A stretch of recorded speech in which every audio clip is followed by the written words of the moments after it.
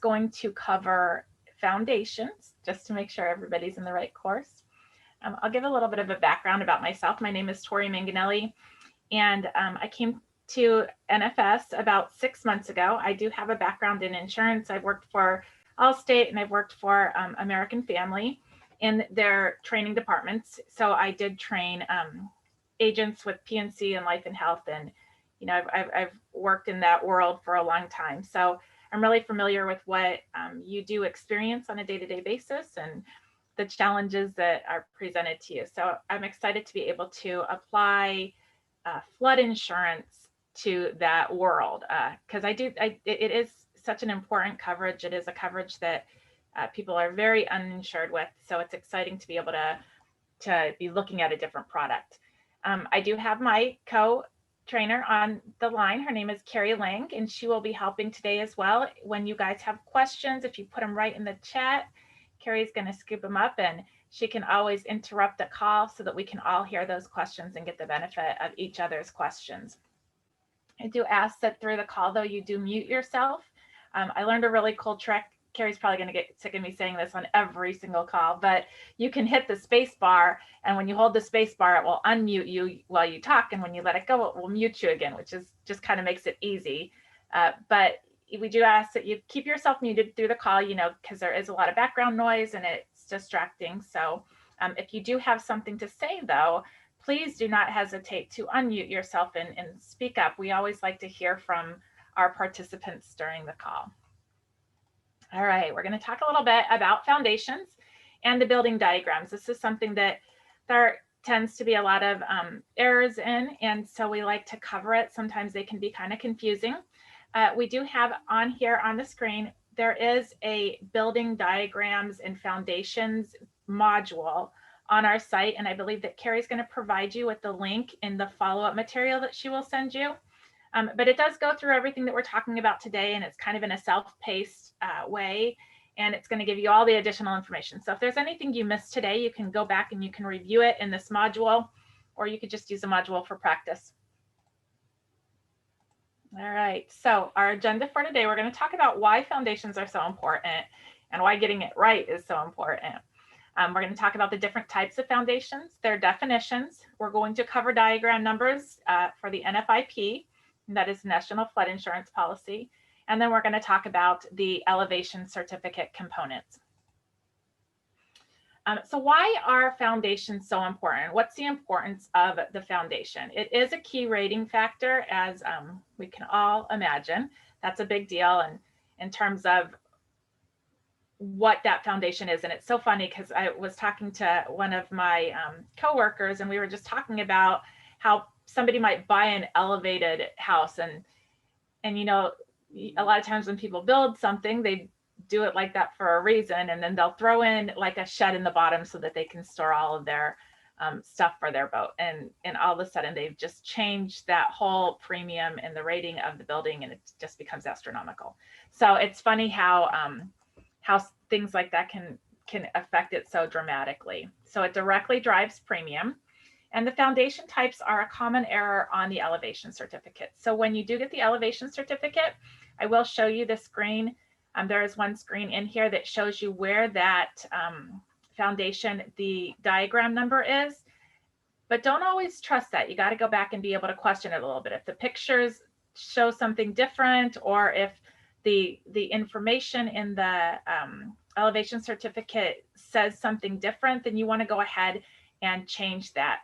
FEMA does allow underwriting to correct foundation types based on the photo that shows the correct foundation type. It's not like you got to go back and get another elevation certificate. So that is a good thing. It's nice to have clear color photos. They do need to be color photos for the flood policy of the front and the back, but you don't have to limit yourself to 2 photos. You can do a few more photos that will give you a better, or the underwriter, a better idea of the type of home, and you a better idea of what exactly you are writing. We do require, I say 2 photos, the front and the back, when you do have a, and we'll cover this in here. There are a couple that will require you to have a couple more. So there are, you're going to see that put it into 3 different types of foundations or 4 different types of foundations.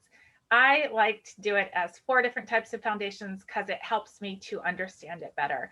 Sometimes when you go through some of FEMA's documents, they will not include CRAWLSPACE as a type of foundation when they're separating them out. It doesn't have any bearing on what we're going to see in these diagrams, but I do like to recognize that CRAWLSPACE as one of the foundations because it helps me to understand them better. So we've got slab foundations, CRAWLSPACE foundations, we have basements, and then we have elevated structures. So the first thing that we're going to talk about today is your slab foundation. So your first diagram that you have is your diagram 1A, and this is a slab on grade. So slab on grade construction is when a concrete floor is poured directly on grade or on ground. And so you guys see we are, there is a grade is identified in that image. It provides the foundation for the building, the slab on grade, it's the foundation for the building, and it does not include a basement or a crawl space in this example. So if it's a diagram 1A, it can't have a basement or a crawl space.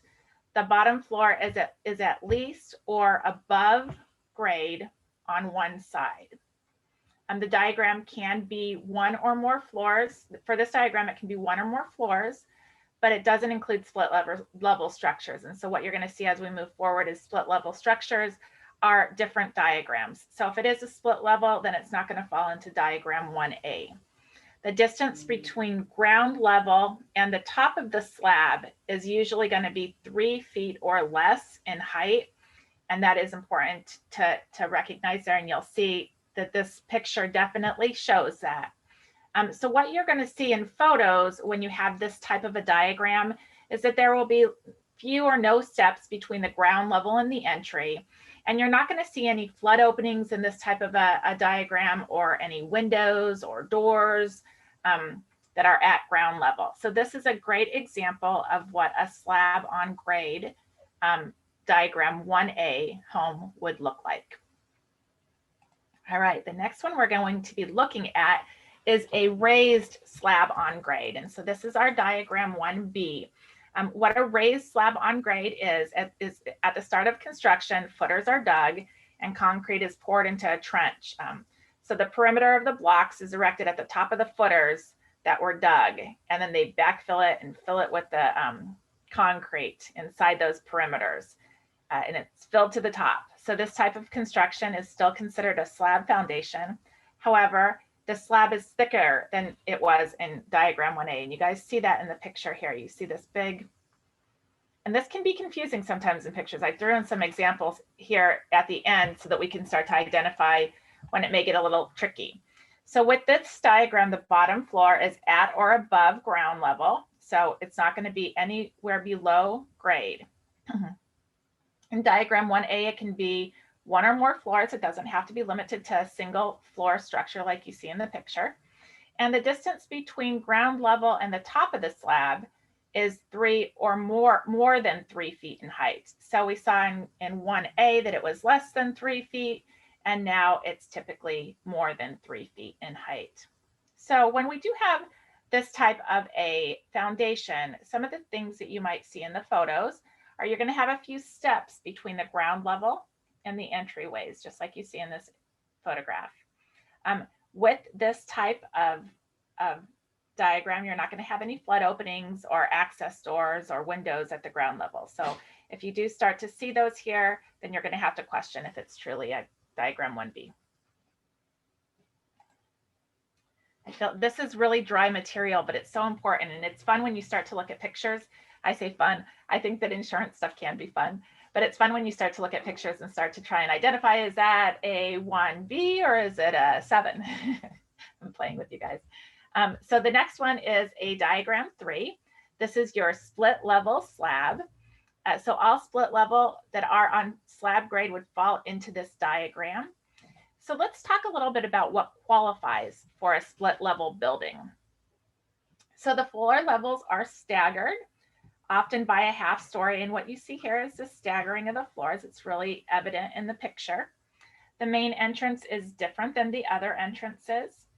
Split level buildings can be with or without an attached garage. I don't see anything past here, so I don't know if it has anything or not. When the bottom level is above grade level on at least one side, it's going to be considered diagram 3. It's going to be considered your split level slab. So when the bottom level is above grade level on at least one side, and we see that here on this side. When you're working with diagram 3, you do want to have photos of all sides of the building, and they must be submitted with the application. So you will, in this situation, need a total of 4 photographs instead of 2. You're not just going to get the front and the back, you're going to get every single side. For this diagram, the bottom floor, excluding the garage, is at or above grade. And as mentioned a second ago, there are multiple floors that are vertically offset from each other, and that's what we see here. So some of the things that a photo will show for diagram 3 is the front door is usually the level with the living floor. The other floors are often offset from the main floor by approximately a half story. So that's what we see here. And it's important to note that this is not a split entry, but a split level. All right, any questions on the slab foundations? All right, if you guys think of anything as we're moving forward, just holler, and you can stick that right in the chat there. Let's move on to crawl space and talk about crawl space foundations. So the first thing that we're going to talk about for a crawl space foundation is going to be our diagram 8. This is a true crawl space. So all buildings that are elevated on a crawl space with the floor of the crawl space at least at or above grade on at least one side. So they have to be at or above on at least one side. The area below the elevated floor is enclosed by solid or partial perimeter walls. The elevation foundation is piers, posts, columns, parallel shear walls, or solid perimeter walls. And if I said any of those wrong, I'm sorry. I'm always bad when I'm talking about foundation material.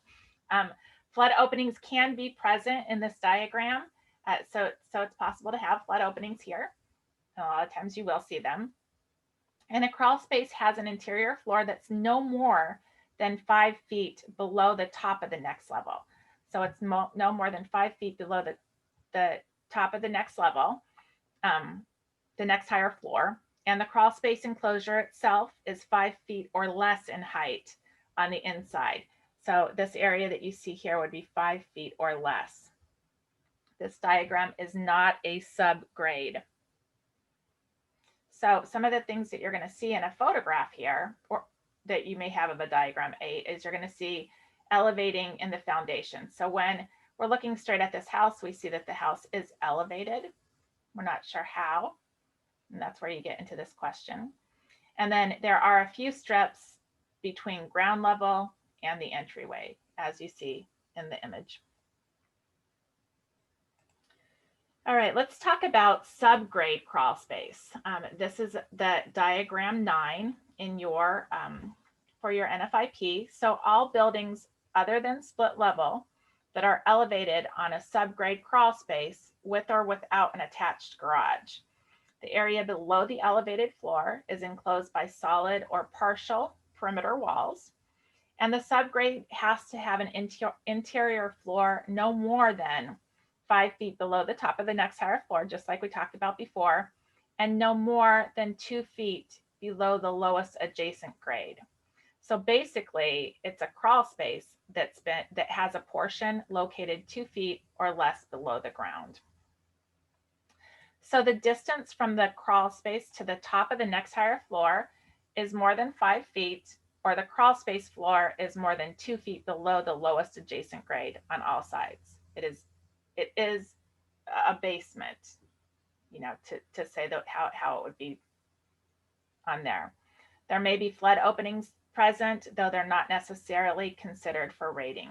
So some of the things that you're going to see in a photo for this type of subgrade crawl space, and you see here that it is just a partial part of that crawl space. You're going to have a few steps between the ground level and the entryways, and you're going to have some subgrade indicators. So with a crawl space, you might have an access door or a vent that appears to be below ground level in some of these structures. All right, let's move on to talk about basements. I grew up in Arizona and I never had a basement. So now that I live in Illinois, I love my basement. So the first one is our true diagram 2A, which is a true basement. So the diagram includes all single and multiple floor buildings that have a basement. The bottom floor, the basement, is underground, or it might be an underground garage. And it is below ground level or grade on all sides. So what we see in the diagram here is every single side is going to be below ground level. And it can even be if it's subgrade by only 0.01 feet. So if it's below grade by any of that, it's going to be considered basement. So the area of the building, including any sunken room or sunken portion of the room where it has its floor below ground level on all sides. And so sometimes you do see these houses that have the sunken floors, and that's why it would fit into this category. A basement is going to be a basement regardless of the use. So we don't care if they're using it for storage or if they're living in it or if they're working in it. It doesn't matter. I'll say Roger shows us, Justin. How can I help you? Justin, you can't help me right now. All right, so it doesn't matter how it's being used. It can be finished or unfinished. It makes no difference. It's still going to be considered a basement when we're rating and when you're entering the information in. So this is a diagram 2. For this diagram, it can have 2 or more floors. It does have 2 floors though, because basements are counted as a floor when you're entering everything into the application. So when it says how many floors do you have, if it is a basement, you're going to at least have 2 floors. If it's a 2-story house, then you're going to have 3 floors. So there is 5 feet or more between the first and second floor, or the subgrade by more than 2 feet. So just to throw out some numbers there. What you're going to see in the photos here is you can possibly see access doors or windows that are at ground level. All right, let's go to the walkout basement.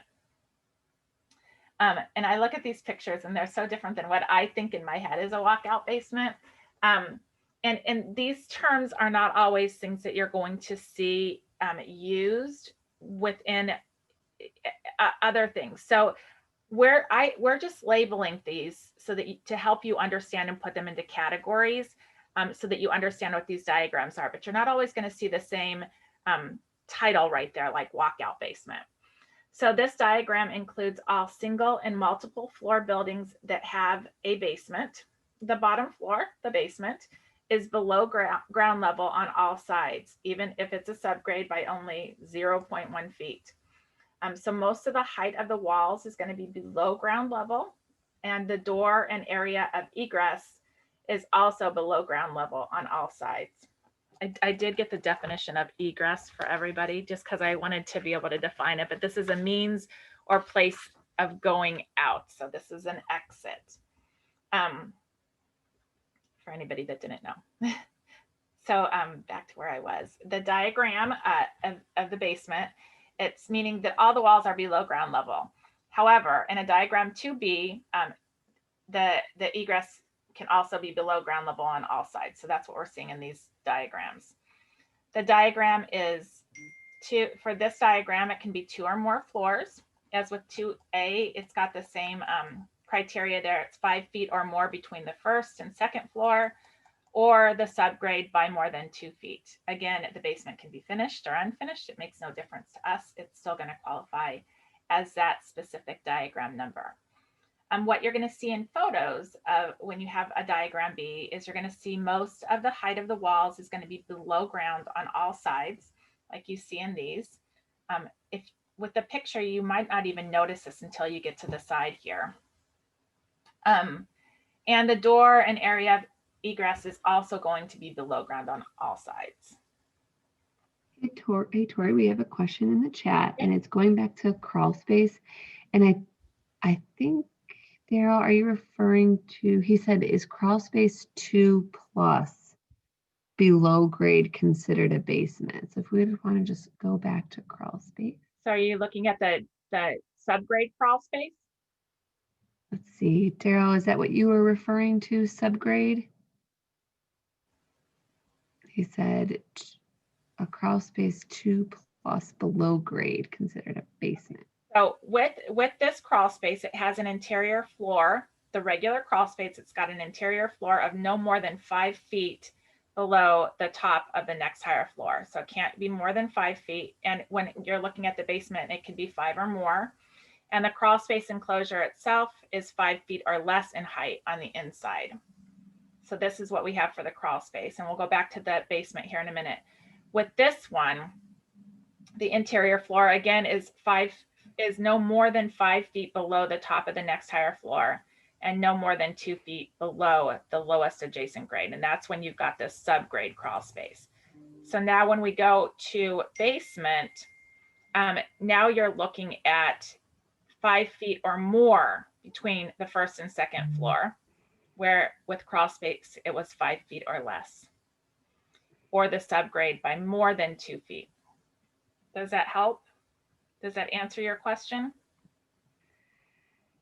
If you want to keep going, Tori, we can come back to that. I think he answered the question, but he hasn't responded just yet. So we can come back to that if he's got a question, but go right ahead. Okay, did I do split level basement? I don't think I did yet. Nope. Nope. Okay, let's go to diagram floor, which is your split level basement. And so with the split level buildings, other than slab on, so all split level buildings would qualify here other than a slab on grade split level. So again, I want to go back to what qualifies for a split level, and the floors are going to be staggered, often by a half story, which we see here in this diagram or in this photograph. The main entrance is at a different level than the other entrances. And you're also going to see the split level building can be with or without an attached garage. Sometimes they have them, sometimes they don't. If the split level is below grade on all sides, it's going to be a diagram floor 4. So it's below grade on all sides. That's going to be your split level basement, as opposed to the other where it was above grade. So here we see that we've got all 4 below grade. You can tell the home has a basement by looking at the elevation listed in section C of your elevation certificate, and I'll show you where that is located.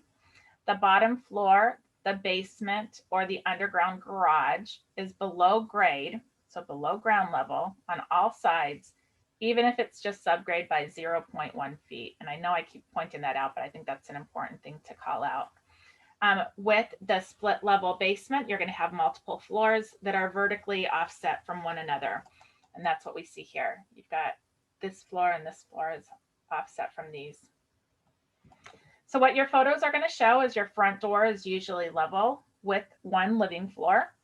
And the other floors are then offset from the main floor by approximately a half story, as we see in the photograph.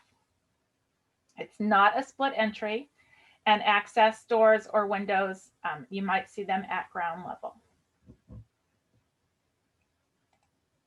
All right, we're going to move to elevated foundations if I don't have any questions. We're all good. Awesome. All right, let's look at some elevated foundations here. So the first one we have is an elevated building with no enclosures. This is a great picture of an elevated building with no enclosures. We see that the area below the elevated floor is completely open and there is no obstruction to the flow of flood water. This is our diagram 5. So all buildings that are elevated on piers, posts, piles, columns, or parallel shear walls would be considered this. The area below the floor, below the elevated floor, again, has no obstruction. And the definition of an elevated building is a building that has no basement. And it has its lowest elevated floor that's raised above ground level. By that foundation is raised. This diagram number can include houses that have hanging floors or structures that have hanging floors. So the elevation certificate covers buildings that are elevated on piers, posts. It's going to put all that information in there. And the area below the elevated floor is going to be completely open, and you'll see that in your elevation certificate. Solid foundation walls are not an acceptable means of elevating a building in the V and VE zones. So what you're going to see in photos for a diagram 5 is you're going to see a lower level that is completely open underneath the elevated floor, or it can possibly be enclosed with lattice or insect screening, maybe some aluminum skirting or vinyl skirting, as long as it is within the guidelines to pass, to be acceptable. But you may see it where it's going to have lattice down there or insect screening. All right, now we move on to our elevated building with an enclosure. And now you see that this is quite different. You see in this one that your enclosure is the entire bottom floor. Here you see that you've got some openings here in these images. This is your diagram 6. The diagram is all buildings that are elevated on piers, posts, piles, columns, or parallel shear walls with full or partial enclosures below the elevated floor. So the enclosure is going to have a rigid wall, and it's going to be something that would obstruct the flow of floodwater. Not like lattice where it can go right through. It's going to be something that's going to obstruct it. An enclosure is a portion of the elevated building below the elevated floor that is either partially or fully shut by rigid walls, like we see in both of these.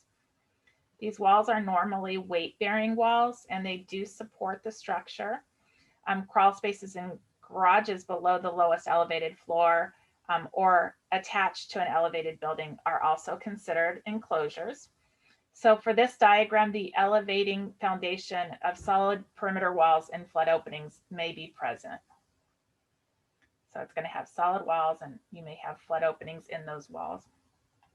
So what you're going to see here in your photographs is you're going to see elevated foundations. And you're going to see the lower level is going to be fully or partially enclosed with an obstructive material. So poured concrete, most masonry, brick, whatever it may be. And typically the upper level is going to be enclosed or constructed with another material, like a wood frame. So that's usually what you do see when you have an elevated building with an enclosure. All right, now we've got an elevated building with a walkout basement, which is what we see here. So all buildings that are elevated on full story foundation walls with a partially or fully enclosed area below the elevated floor. So the definition of an elevated building is a building that has no basement and that its lowest floor is elevated, or its lowest elevated floor is raised above ground level. Buildings that are elevated on full story foundation walls with partially or fully enclosed area below the elevated floor correspond with this diagram. So the principal use of the building occurs in the elevated floor of the building. So this is where they're going to, like living, the principal use, or if it's a building. Some people call these type of structures walkout basements, and this is why I wanted you guys to be careful when you look at the definitions, because I did have that in the other slide as well. So they call these walkout, where sometimes you'll see that whole side is open, but it's not considered to be a basement by the NFIP because all sides of the structure are not below ground. At least one side is at or above ground. So what we see here is we've got this side that's at or above ground, this one right here, or I'm sorry, over here, and then the others are not. In this diagram, the elevating foundation is of solid perimeter walls, and flood openings may be present for this diagram. So what your photos are going to show is you're going to see an elevated foundation. The lower level is fully or partially enclosed with an obstructive material, or concrete, masonry, brick, whatever that may be. And the upper level is enclosed, usually with another material. That's what you'll see a lot of times in a diagram 7. All right, I did mention the elevation certificate earlier. And when it comes to the elevation certificate, the big sections that you're going to be utilizing are your sections A and your section C. So here I have an image of your elevation certificate section A. And what we see here is A7 is going to have where the building number is put in. Now, again, if it doesn't seem like that's correct, go with your gut and do some extra research to make sure that building number is correct because it can commonly be entered in there incorrectly. When we look at the elevation certificate in section C, this is where you see a lot of the information that helps us to know exactly what type of a foundation it is. I did pull this from the lowest floor guide, and this is the image that you see. When you're looking at these diagrams, like I told you that there was an online module, and that online module has the diagram numbers. And I also have a one pager that I can send you afterwards. It's a quick reference that has those as well. But you will see, you know, what each of these are. So the first one, the top of the bottom floor, including basement, crawl space, or enclosure 4, is labeled by your C2A. And that's what you're going to see here. In the diagrams, you're going to see this is where your C2A is in a diagram 2A. And this is how you can start to know, all right, this is the diagram that I'm looking at. If you're not sure, some of these are just easy just to observe and know exactly what kind of foundation they have. And then others are a little bit more tricky. So this section C is helpful when you're trying to determine, I'm not sure if this is a crawl space or something else. Then this is where you want to go ahead and look. I want to throw out a couple of examples if anybody wants to get vocal with me. I like to kind of try and put things in I like to, you know, apply them right after you learn them so that it can help you to know how you see these different structures. So if anybody wants to put in the chat, or you can unmute yourself and holler it out, what are we looking at in that picture number 1? Euler? I can tell you guys if you don't put anything in the chat. Did we get anything, Carrie? Yes. Elevated with enclosure, raised, diagram 6, raised with enclosure. You guys are exactly right. That is an elevated with enclosure building. We see that it's all on grade, but that's completely obstructed in the bottom there. All right, what about number 2? 2 is difficult.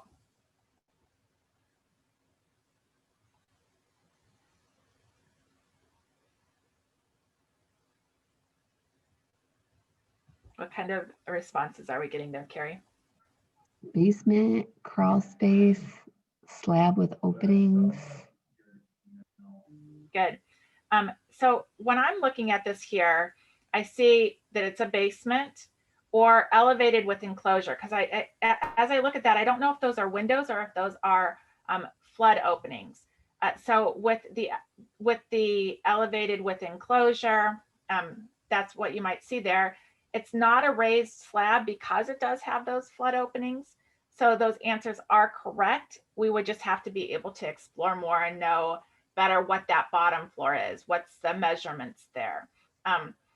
You know, we're looking at more than 3 feet in height if it's, you know, a raised slab.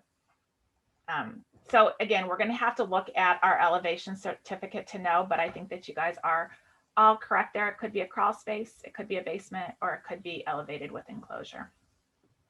Oops, I'm sorry. How about number 3? That one's easy. Any answers, Carrie? Elevated. Yep, with no enclosure. So that's an elevated with no enclosure. We see that it's completely open under there. There's no obstruction to flood water. And then number 4 is our last one. And this is the one that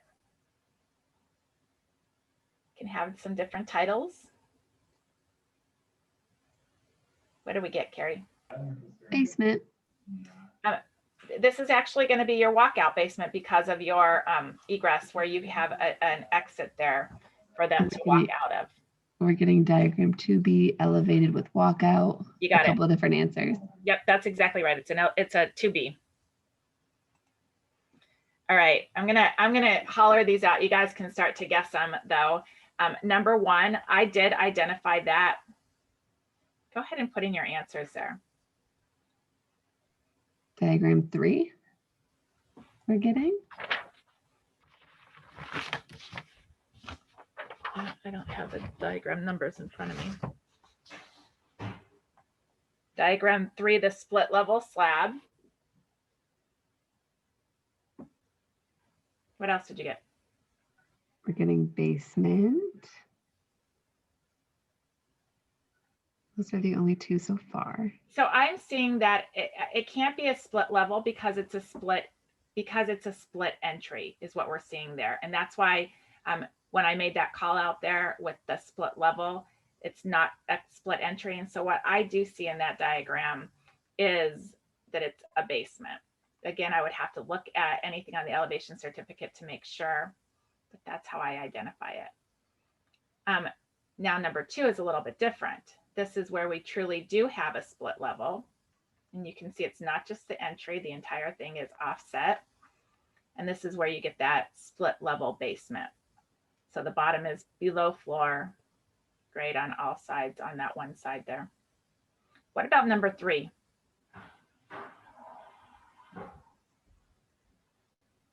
Elevated with enclosure. You got it. And then our last one, number 4.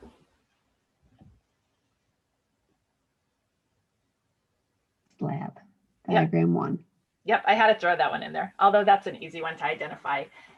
Yeah, you guys, that's good. I think it's nice to be able to look at some of these examples and start to identify when is it going to be this and when is it going to be that. And so I just wanted to throw out a few for you. In the resources, we do have an online module, as I mentioned at the beginning, and it has a ton of examples like this at the end where you can start to identify the photographs and identify what type of foundation it has.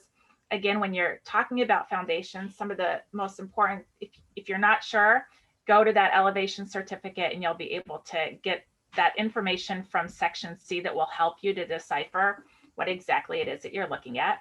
Don't always trust the diagram number that they have on the elevation certificate because it is oftentimes wrong. And this is a great reference for you to be able to click on real quick. You see at the bottom there, you can go straight to building diagrams and just pull up the diagram and look straight at 6 or look straight at diagram 2B. It does have all of the things that indicate where to look on your elevation certificate right there on that as well. And then it has the definitions and everything. So it's a full module, but you can skip right to building diagrams. If there is anything that you guys need though, or if there's any questions that you have as you're going through it, we're always available to assist as well as underwriting. But I want to shout out a couple of other resources that we do have available. Our website, National Flood Services, has some great information on it where you could learn a lot about all of these different things, including foundations. You can sign up to receive our NFS communications, and there is the link to that. After this presentation, we will be sending you a PDF of the PowerPoint slides, so you'll have access to all of these addresses as well. There is the email address for our agency development team, and Carrie will be sending out the follow-up for this, and so you will also have Carrie's email address. Please don't feel like you have to go and look for this address. Carrie and I talk all day long, so if there's something that any of you need, we can assist you by responding to any of these email addresses. And then you see the Flood Smart for agents and the Flood Smart for consumers. Does anybody have any questions? I know that Carrie's got a poll going there. We like to see what people would like to learn more about so that we can cater these classes to you and what you need.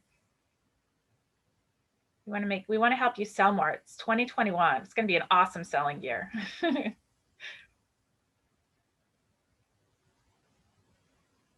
right. If I don't have any questions, we're going to let the poll roll. And then please reach out to us if there is absolutely anything that you need. I know that sometimes when you're looking for foundation information, you also want to know more about the elevation certificate. And we do have another class on elevation certificates that you'll be able to find soon. We are trying to offer those more frequently because we know that that's also a big request by people in the industry. All right, have a great afternoon. Thank you guys so much for attending. And again, if there's anything you need, please reach out to us. Have a great afternoon. Thanks, everybody.